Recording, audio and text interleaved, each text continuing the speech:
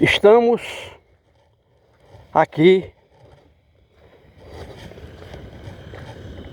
caminhando nessa estrada carroçável para mostrar a tecnologia do fim do mundo. E aí, antes que a nossa explicação científica venha à tona, certamente algumas pessoas que estão assistindo esse vídeo vão dizer isso é radicalismo. Dizer que essa estrada é o símbolo da tecnologia do fim do mundo. Nós estamos vendo aqui essa vala. Na realidade, não é uma estrada, é uma vala. A máquina vai passando, tirando a irregularidade do chão e jogando essa terra por lados. Onde fica exatamente a cerca, ou as cercas desses cercados, divididos pela estrada carroçável. E se aqui fosse um lugar que chovesse bastante, como era há 100 anos atrás, nós estaríamos aqui andando de canoa.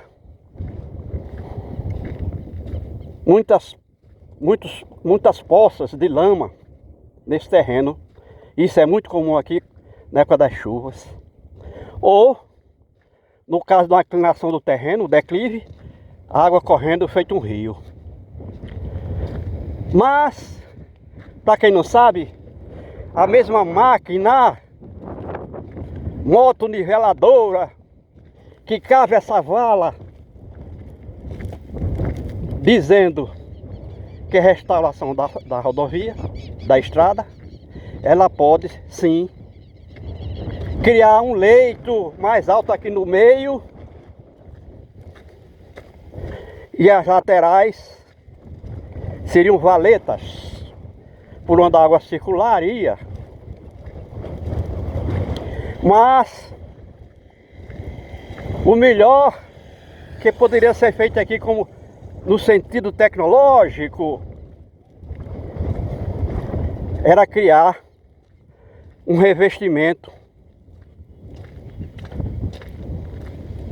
aqui nesse leito mais alto do que as laterais, para que a água não empoçasse a água da chuva e toda a água precipitada corresse por lados.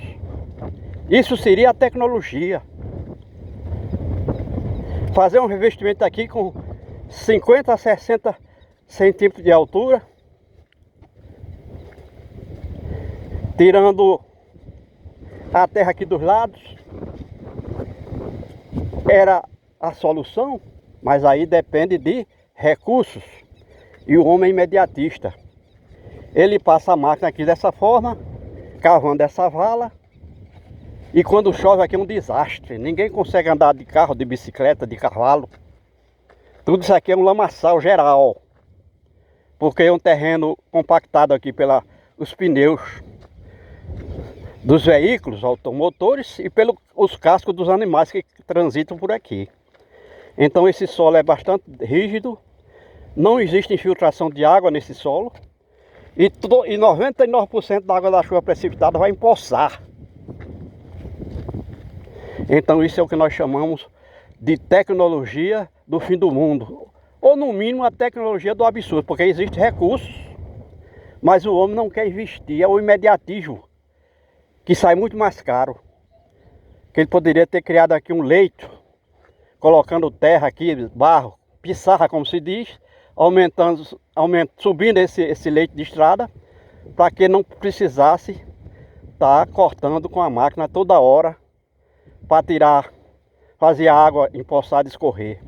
E de repente nós vemos aqui do lado a cerca da propriedade, o arame enferrujado, torado, parecendo um rosário. Quem conhece da religião sabe o que se refere a rosário. E está aqui as estacas secas, quebradas, buracos no chão. E a gente caminha mais um pouco para ver Esse cercado certamente já existe pelo menos há 200 anos aqui. E nesse intervalo de tempo, do século XVIII até agora, muito gado foi criado aí, gado ovino, que é ovelha. Caprino não se cria aqui porque o clima não é adequado. E esse animal vem se alimentando dos pastos natural que existiu aqui. E hoje, aqui não resta nem 5% da massa vegetal considerada alimento do gado, ou seja, pasto, aqui nessa área, porque o animal, aqui foi criado gado exaustivamente, e como aqui tem apenas um período de chuvas, que não chega a 5 meses por ano, durante esse período de chuva surgiram as plantas, as sementes germinavam, as plantas cresciam e o gado, depois do período de seca, onde todas essas plantas haviam morrido, o gado vai comendo essas plantas logo que surgem da terra, com a presença da umidade do chão, por conta das chuvas, e aí a planta não se reproduzia. Não se reproduzia porque não dava tempo. O gado ia se alimentando daquela planta ainda na tenra idade, com 4, 5 centímetros de altura. Então todas as plantas que alimentam o gado aqui desapareceram. Não existe semente e mesmo chovendo não nasce plantas daquela planta que é alimento do gado.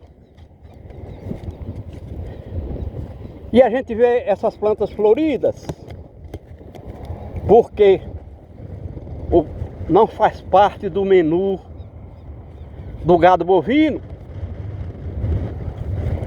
Embora, como a gente sabe, pudesse ser pasto para outro tipo de gado.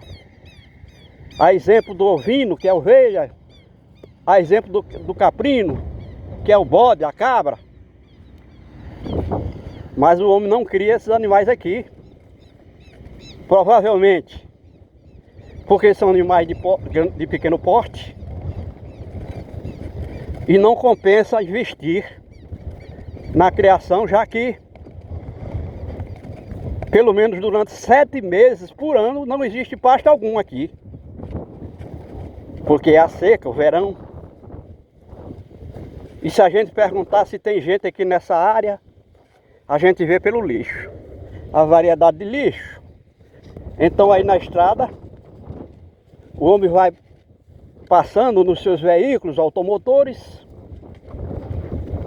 e vai liberando o lixo aí para todo lado.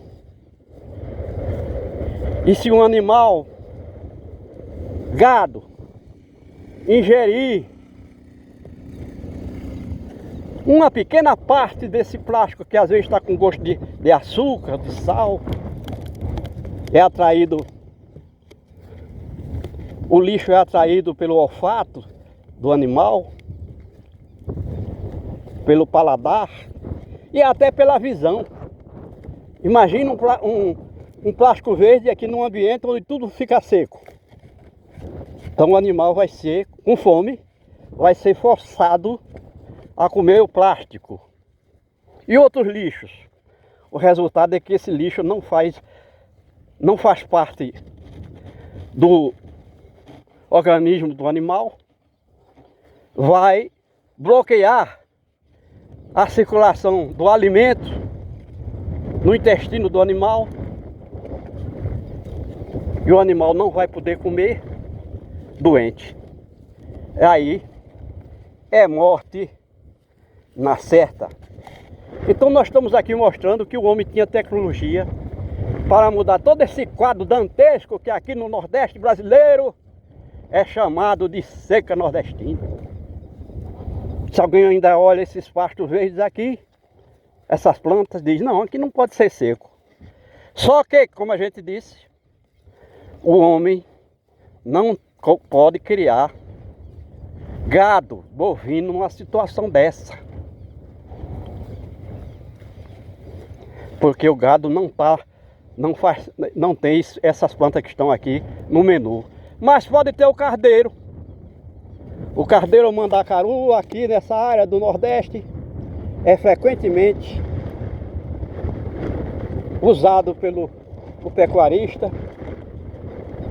para alimentar seu gado na seca, mas com certeza não é um alimento completo, necessário, suficiente para nutrir um animal de grande porte, como um bovino que pode ter mais de 300 quilos de massa corpórea e precisa ingerir uma quantidade de alimentos não inferior a 10 quilos por dia. Então, o pecuarista vai cortar com a faca essas auréolas, onde estão os espinhos, e vai cortar o galho do mandacaru em rodelas. E a gente vê que ele deixou alguns cactos aqui. E a gente chega à conclusão que esses cactos que ele deixou aí para usar todos os anos, quando chega o período da seca, não chega a 1% dos cactos que existiram aqui nativos do mandacaru. Enquanto aqui no agreste o pecuarista usa o mandacaru como complemento alimentar do gado,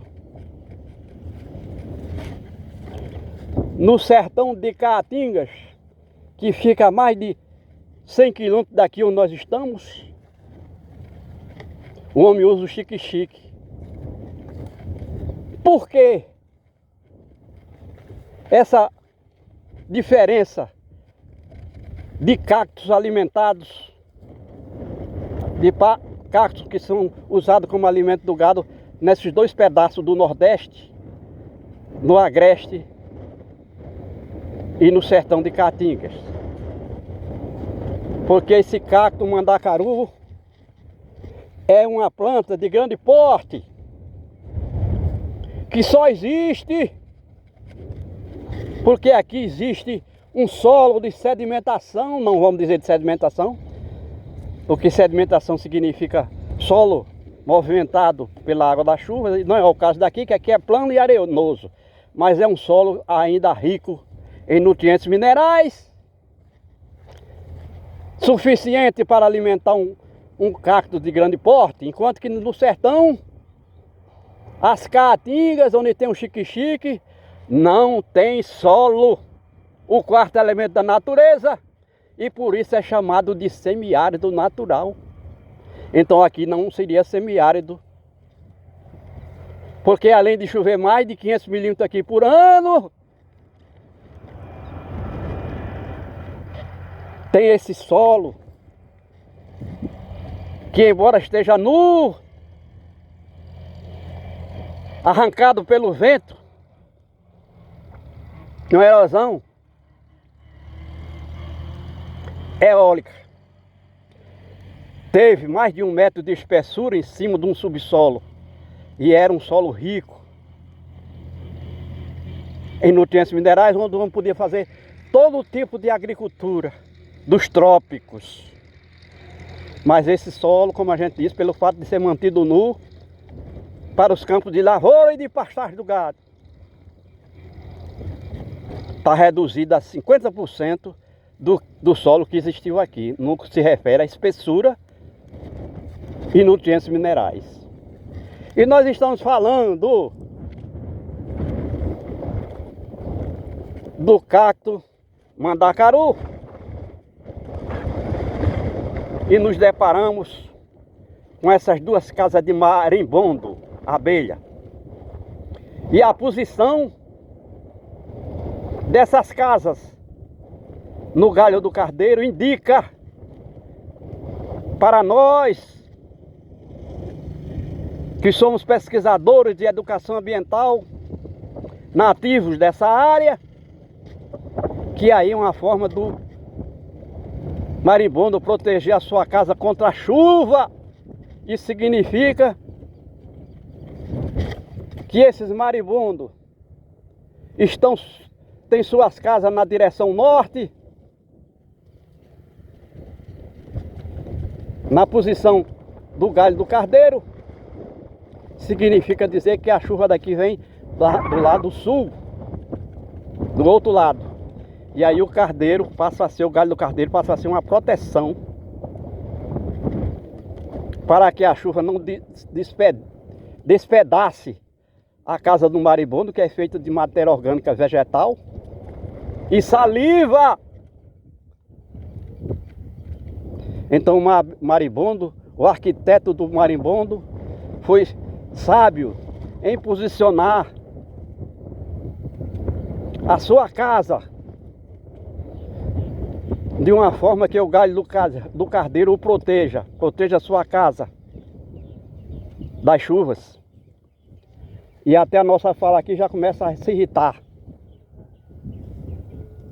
E o gado vem nos procurando, pensando que a gente veio trazer alguma comida para ele, já que ele não consegue se alimentar desse pasto, dessa relva, que, como a gente disse desde o início do vídeo, só está aqui porque não é alimento do gado. Porque o gado comeu todas as formas de plantas considerado pasto do gado, do menu do bovino, e elas não estão aqui. E é provável que durante todos esses tempos em que essas plantas não estão aqui, não existe semente alguma. Não existe semente alguma dessas plantas. E aí a gente, que já vem de um vídeo que iniciamos dizendo que isso aqui é tecnologia do absurdo, ou se não do fim do mundo, o homem teria capacidade de criar pasto aqui, vamos dizer assim, adaptado à situação climática. É outra, com certeza, a situação climática aqui há 100 ou 200 anos era totalmente diferente. A gente sente esse vento doidão que só existe aqui nesse momento, porque isso tudo foi desmatado, não tem plantas. E a planta, para quem não sabe, é o quinto elemento da natureza, tal é seu comprometimento com o equilíbrio do clima.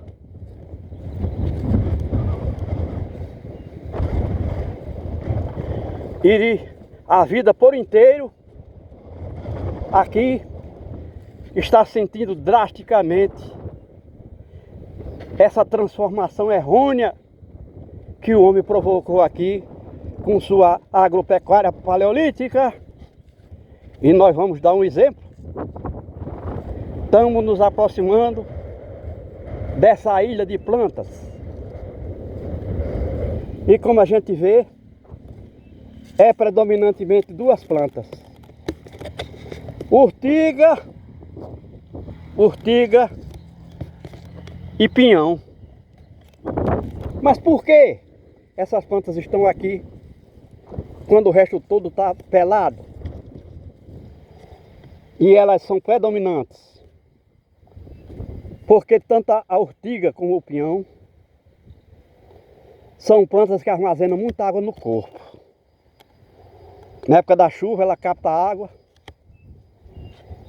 por intermédio da raiz, capta água do solo úmido. E como ela chegar aqui predominantemente, porque a semente da urtiga é alimento da formiga. Rimou?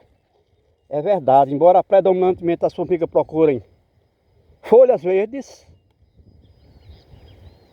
e ela não vai procurar a folha da urtiga, porque a urtiga tem esse pelo urtigante, que certamente traria com seu ácido com o ácido desse pelo, desse espinho, danos à formiga, e a formiga aproveita então a semente. Depois que seca, ela explode para se expandir esse coco, que tem 4 sementes, e a formiga no verão, como não tem folha verde, vai ter que se alimentar de alguma coisa. E trouxe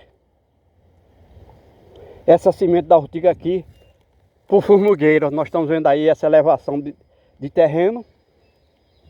Pelo aspecto, é um formigueiro que já existe aqui há dezenas de anos. E a formiga então está colhendo a semente do pinhão, que nós não temos certeza se é alimento para elas, que é o pinhão bravo, ou brabo, como se diz aqui. E a semente da ortiga leva para o formigueiro, e aqui a semente germinou. Está aí a razão porque tem tantos pés, como a gente diz aqui, que são plantas, pés de ortiga e de pinhão bravo. É o formigueiro que usou, de alguma forma, essas sementes trazidas para o formigueiro para a sua alimentação. E aqui a gente vê que a cobra conseguiu tirar sua roupa aqui, estava envelhecida, fazendo a reposição para nascer uma pele nova. Tudo isso faz parte porque nós estamos fazendo um trabalho de educação ambiental, e podemos até explicar por que tem algumas borboletas aqui.